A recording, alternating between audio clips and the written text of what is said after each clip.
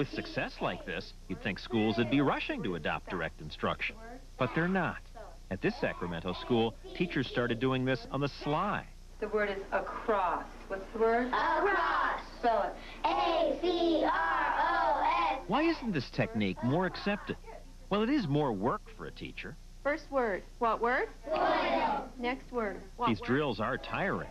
Next word. What word? Snapshot. Next word. What word? Impression. But that's not the reason this hasn't been adopted. Next word. Hundreds of thousands of teachers in America want the best for the kids they teach. If yours is better, No. some of them would want to do this. No, teachers do what they're told to do or what they're permitted to do.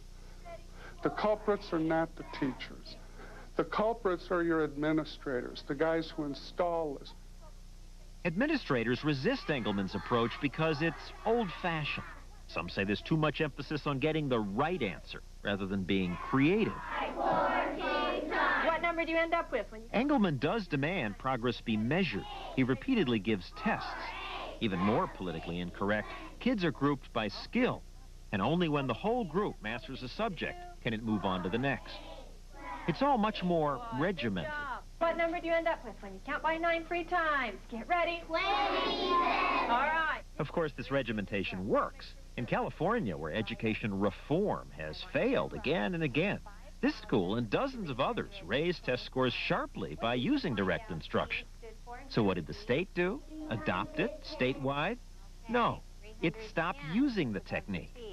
Bertha Pendleton, San Diego school superintendent. You can't just rely on one thing, that it's a matter of balance, and that the direct instruction may in fact be limiting for some people in that it doesn't allow them to be as creative as they might.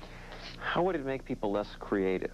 It prescribes, it's limiting, it's structured, it tells you exactly how it should be done. This drill and kill kills creativity. You're trying to make the kids machines. You're cramming it down on little kids who aren't ready. You're not going beyond what they can do. I mean, they're letting you know through their behavior how much they can take. You can tell when they're flagging. You can tell when you need to take a break.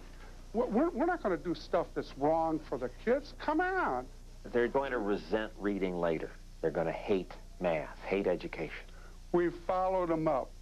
A disproportionately large number of them go to college. The number that go into special ed is reduced, and the number that go into gifted programs is dramatically increased. And the kids don't seem oppressed. In fact, they say they like school. What do you like about school? I like spelling and math and language. You like math? Yes. Why? Because we get to do fun stuff. Despite such success, Engelman and his program have been rejected again and again. He's now teaching at the University of Oregon, and he travels the country introducing his ideas to teachers who are interested. But his campaign to better educate kids keeps hitting the same obstacles. Many teachers don't know what direct instruction is, and where it has been tried successfully, the education establishment often throws it out because something new comes along. Spell camera, get ready. C-A-M-E-R-A. At this school in Mississippi, direct instruction raised test scores from among the lowest in the district to number 2 in the whole state. Let's compare. Everybody spell compare. Get ready. C-O-M-P-A-R-E. Yet they'll probably discontinue it, say administrators, because since kids in neighboring schools get the new whole language instruction, these kids should get that too. Most states are doing what Mississippi and California are doing, sticking with whole language. Direct instruction, they say, is just not right for the kids. Well, classrooms ought to be more than worksheets. They ought to be more than just multiplication facts. But your kids aren't even getting the basic skills. Well, many of them are not. We're in transition, and all of those things are in flux. You've been in flux for 20 years, and the skills don't improve. I don't think that's quite true. We are educating more students at higher levels today than we've done before. Really? So we are. We're graduating more students than we did before. You're And graduating them, but they can't read. That has to be a major emphasis.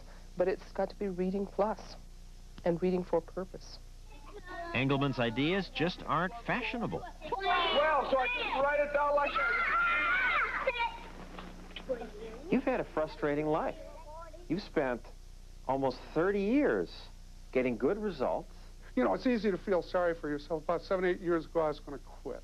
You know, oh, I've had too much of this. And I started to think, what am I going to do with my time?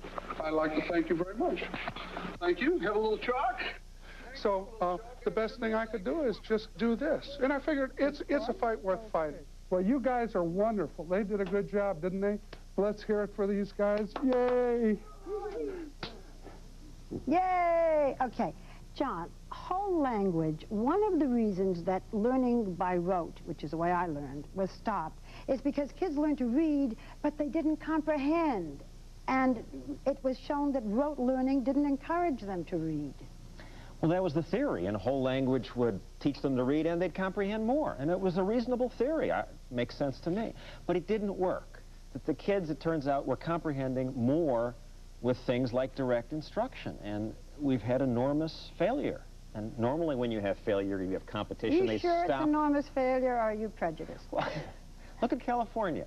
California this week passed a law saying we goofed. We have to go back more toward drills. So yes, it's a failure. It is learning by rote.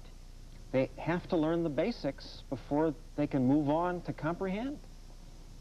THANKYOU, JOHN. Thank you, Barbara.